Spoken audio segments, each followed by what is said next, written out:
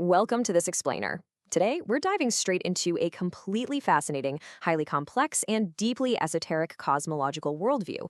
We're looking specifically at Chapter 2 of the Spiritual Messages of Yaidron, which was recorded back in August of 2021. Whether you're already familiar with these spiritual narratives or this is completely new territory for you, we are going to lay out exactly what this source material claims about the intersection of global politics, spiritual warfare, and extraterrestrial life. We're not here to take sides or endorse these viewpoints, but rather to break down this intricate text so you can clearly understand the precise worldview being presented. Here is our roadmap for today. We'll be covering cosmic intervention, invisible subversion, the threat of robotization, defense through strong faith, and finally, the Cantare civilization. Let's get right to it. Section 1. Cosmic Intervention. From Observation to Action. All right, so according to this specific chapter, we hear from a figure named Yaidron.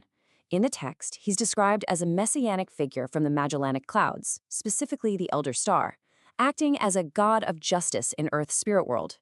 He outlines a hidden cosmic defense strategy that is supposedly happening right now. The claim here is that humanity is in the midst of a massive unseen crisis, and forces from space are actively stepping in to intervene. Now check out how the text contrasts the historical role of UFOs with a new, urgent one. For a very long time, it claims, UFOs were basically just passive observers, monitoring earthly nuclear facilities and just watching human civilization without messing with our free will. But the text states that this era of just sitting back, it's over. We have supposedly entered a phase where invisible space battleships are actively flying right into our atmosphere for planetary defense.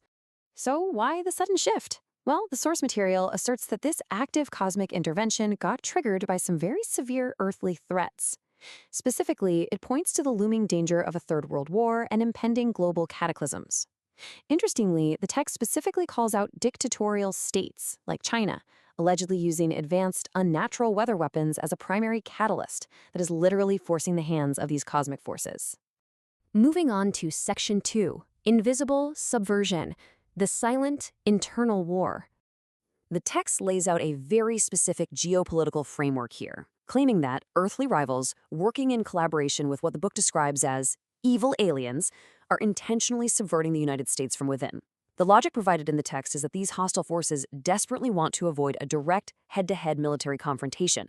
So instead, they're opting for an invisible, rapid invasion designed to basically rot the country from the inside out. To keep things perfectly clear and objective, here is the exact list of tactics the book claims are being weaponized as a division strategy to exhaust the nation's energy. The text explicitly cites election interference, chaos surrounding immigration, the spread of narcotics, the deliberate fomenting of left-wing political movements, and what it calls the over-promotion of LGBTQ trends. Now, it is absolutely crucial to note that the source material doesn't view these as organic cultural shifts. Not at all. It frames them as highly coordinated, weaponized operations directed by hostile earthly and cosmic entities. The text frames these sensitive modern social issues as deliberate psychological warfare aimed at completely draining America's strength. By creating constant internal friction, the hostile forces want to ensure the nation is just too exhausted and fractured to fight back on a global scale. As the text argues, they are attacking from the weakest points to steal combatability before a larger conflict ever actually breaks out. Which brings us to Section 3, the threat of robotization, or the loss of free thought. According to Yaidron's warning, this is the ultimate goal. He warns that dictatorial states are trying to perfect a brainwashed society by methodically stripping away humanity's freedom of thought. The text describes a terrifying totalitarian management system where human beings are heavily monitored and conditioned to become obedient biological machines, essentially cyborgs, completely devoid of individual liberty or spiritual independence. Why does this matter on a cosmic scale? Well, if this totalitarian management system is completed, it creates a massive vulnerability for evil aliens to completely hijack humanity. The text claims that these negative cosmic entities actually require a highly controlled, thoughtless society to slip in and take the reins of civilization. So the loss of free will isn't just a political tragedy in this worldview. It is the exact mechanism that allows for an alien takeover. All right, let's look at the solution in Section 4, Defense Through Faith as the Ultimate Shield. The text outlines these logical steps for defense, emphasizing that individual faith in a higher power is basically a powerful vaccine against societal brainwashing. Step 1. You must recognize a god or higher power that sits above any earthly dictator. Step 2. Fiercely cultivate your own independent, free thought grounded in that faith. And step 3. Society as a whole must return to virtuous politics and a culture of hard work and diligence. And here is the real kicker. According to the message, true freedom of thought isn't just some political ideal, but a literal, cosmic, ironclad shield. The text claims that evil aliens simply cannot infiltrate or control minds that possess genuine, faith-driven free will. In this worldview, your personal spiritual resilience is the absolute front line of planetary defense. Finally, let's head into Section 5, the Cantare civilization, and the vision for a utopian future.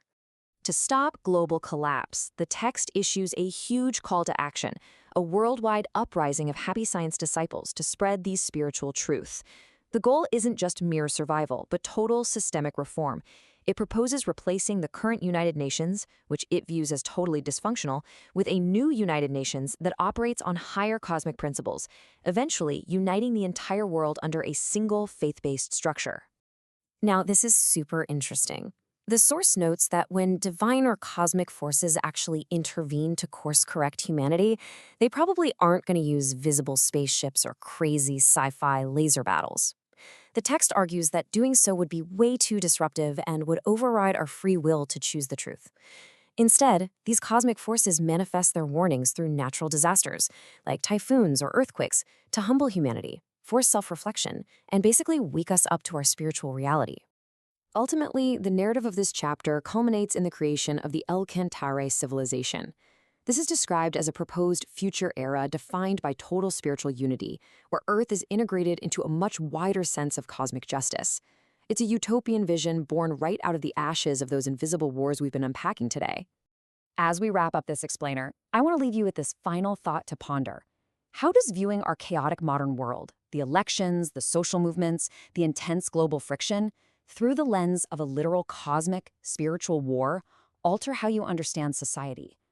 Regardless of your own personal beliefs, dissecting texts like the messages of Yaidron gives us a truly fascinating look into how ancient concepts of spiritual warfare are being adapted to explain the wild complexities of the 21st century.